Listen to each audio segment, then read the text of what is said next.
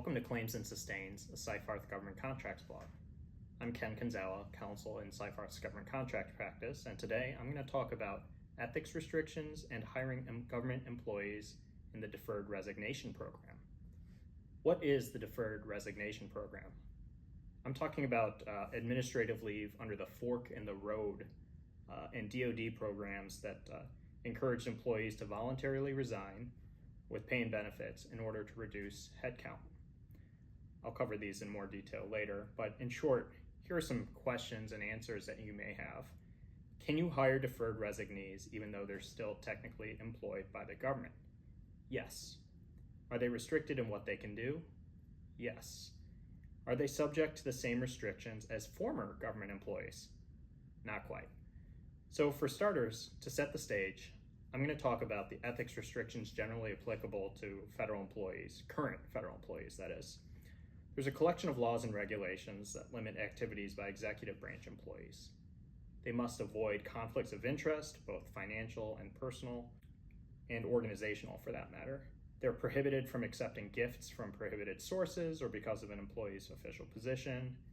There are restrictions on outside employment or activities that conflict with their official duties. They may not use or allow others to use non-public information to further private interests. They must avoid participating in matters where their impartiality could be reasonably questioned. And of course, there's post-employment restrictions that follow them after employment and that govern negotiating with prospective employers. A number of these restrictions derive from the criminal conflict of interest statutes in Title 18. These include the bribery and illegal gratuities prohibitions, representational restrictions that preclude federal employees from representing other persons or entities before the federal government, the financial conflicts of interest restrictions I think I mentioned earlier, restrictions on receiving augmentation of salary, getting paid by non-government persons to conduct official duties. Then, of course, there's the Hatch Act that limits political activity. And then there's also restrictions that apply to former government employees, the revolving door restrictions.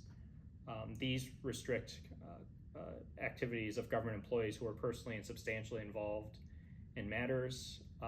They can't participate in those once they leave government employment and enter the private sector. They're precluded from participating in those matters for the lifetime of that matter. There's restrictions on participating on matters that were under the employee's responsibility. There are other restrictions that pertain to procurements in particular. There's a 1-year prohibition on accepting compensation from a contractor if that employee awarded or administered or approved large payment on a contract. There's other restrictions I won't get into. In addition to the ethical restrictions that current government employees have, there are restrictions that apply to former government employees. These are commonly known as revolving door restrictions. In short, former government employees can't participate in matters they were personally and substantially involved in, and that prohibition exists for the lifetime of the matter. There's a 2-year preclusion on participating in matters that otherwise were in the employee's responsibility.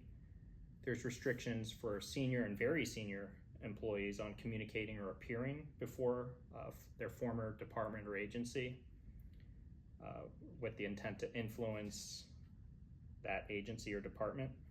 There are procurement-related restrictions, a 1-year prohibition on accepting compensation from a contractor if an employee awarded or administered or approved payment on a large contract. And then there's also considerations that exist with regard to employees who had procurement-sensitive information. They can't disclose that information before the award of a contract to which it relates. And generally, of course, they can't help prepare a proposal under a solicitation that they helped author as a government employee. So somewhere in between the current government employees and the former government employees, you've got these deferred resignees. These are still current government employees, in a sense, who have voluntarily resigned under the Deferred Resignation Program. If you think back to January, OPM issued this fork in the road email It allowed federal employees to voluntarily resign, again with pay and benefits, with exemption from all in-person work requirements until September 30th, 2025. The program was open for about 2 weeks until February 12th, and it was available to all full-time federal employees except for military personnel, Postal Service employees, those involved in immigration enforcement and national security, and those in any other positions specifically carved out by agencies. The Defense Department announced its own version, a second round, in April 2025. It was called the Deferred Resignation Program and Voluntary Early Retirement Authority for Civilian Employees, and that was open for a week in April. That similarly provided for paid administrative leave until September 30th. There were carve-outs for certain employees as well. Excluded from the program were non-appropriated fund employees, foreign local national employees, dual status military technicians, highly qualified experts, reemployed annuitants, child care and youth program employees, and flight instructors. So how these programs worked.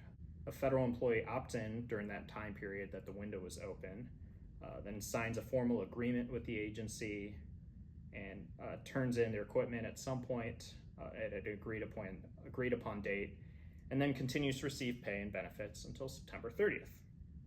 Now, OPM encouraged Fork in the Road participants to get second jobs. In an FAQ, it said, "We encourage you to find a job in the private sector as soon as you would like to do so. The way to greater American prosperity is encouraging people to move from lower productivity jobs in the public sector to higher productivity jobs in this private sector."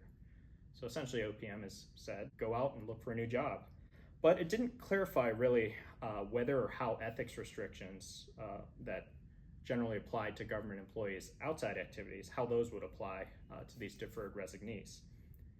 In March, DoD issued its own guidance with a list of generally permissible jobs, including retail sales, tutoring, substitute teaching, childcare services, food, beverage, and hospitality, rideshare driver, or exercise instructor.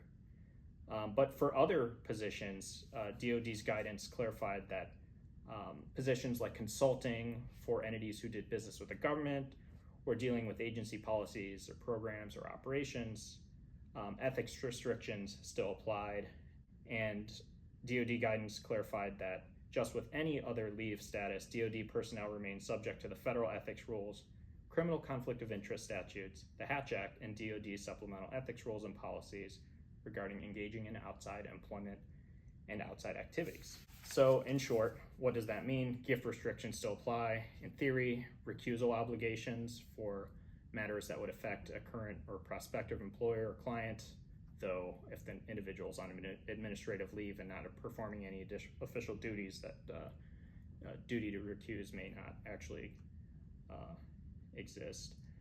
Still can't create an appearance of impropriety. Federal employees are prohibited from taking positions when doing so would create an appearance of a conflict of interest with his or her federal employment. Financial disclosure requirements still apply. Compensation restrictions on augmenting pay for official duties still apply. Representation restrictions, those still apply, and so does the Hatch Act.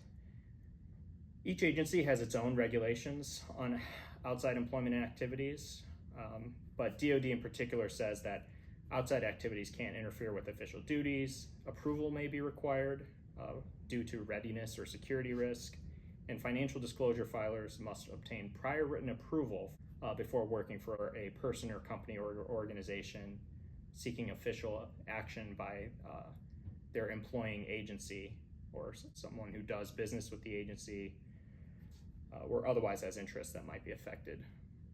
HHS has its own guidance that says prior approval for outside employment is no longer required for employees who have accepted the deferred resignation offer. So here's a hypothetical. Say you're a contractor, you've got an opening for a program manager position, and you see this candidate with a ton of recent relevant experience. You could say it's almost current experience with the Defense Department. Can you hire them?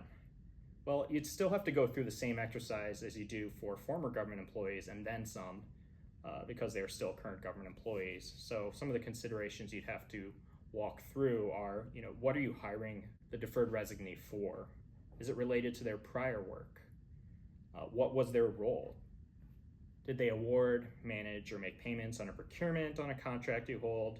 Do they have procurement-sensitive information or non-public competitively useful information? And of course, do they have guidance from the ethics official?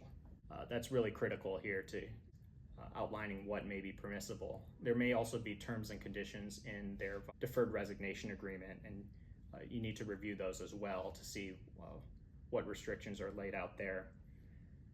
Beyond that, sometimes what's not addressed in agency ethics official letters are the conflicts of interest considerations. Will hiring this person cause an organizational conflict?